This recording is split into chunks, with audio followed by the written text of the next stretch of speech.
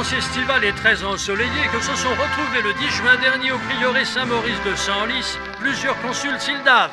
Venus des 4 points cardinaux de France, signer l'imprévisible traité de paix entre la Sildavie et la Bordurie. Les consuls avaient rendez-vous avec le colonel Spons, venu tout spécialement signer ce document historique. Le colonel Spons, homme de confiance du dictateur Plexiglas, a fait une entrée remarquée au prieuré Saint-Maurice en compagnie des consuls présents en tenue de cour, représentant officiellement pour la circonstance le royaume de Sildavie.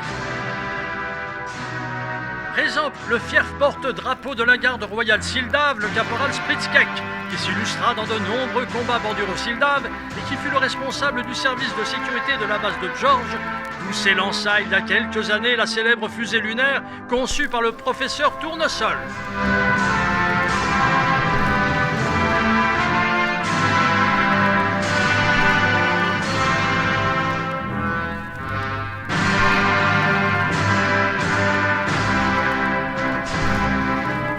Une ambiance courtoise mais tendue entre les deux pays, quand on connaît l'histoire de ces deux peuples continuellement en guerre.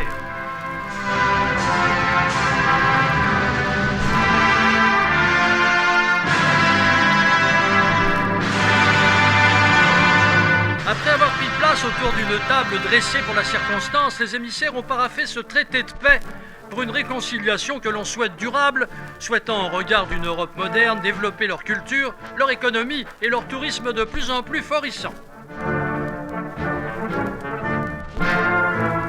Pour la circonstance du traité de paix, le colonel Spons, chef des services de sécurité bordure, signe avec le stylo personnel du dictateur Plexiglas.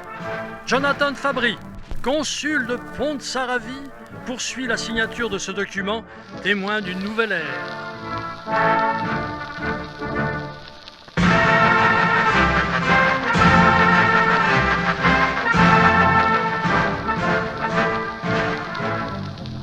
Ce registre paraphé à jamais par les ennemis d'hier se conclut par une ferme et interminable poignée de main que l'on espère porteuse d'espoir, mais ça, seule l'histoire pourra répondre à cette question.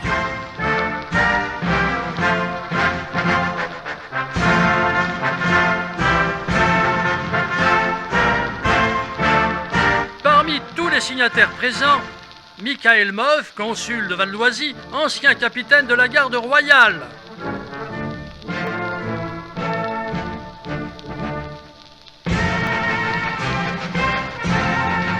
Christopher Bianchard, consul du Parisis, responsable des services de propagande cinématographique royale de Sildavie.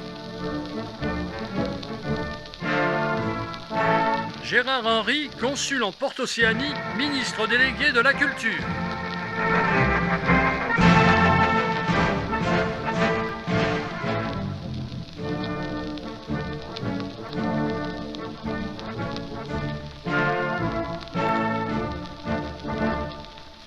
Une signature historique qui restera gravée dans l'histoire dont le registre est présenté par Jonathan Fabry, le plénipotentiaire de Sa Majesté, grand maître du réseau consulaire sildave.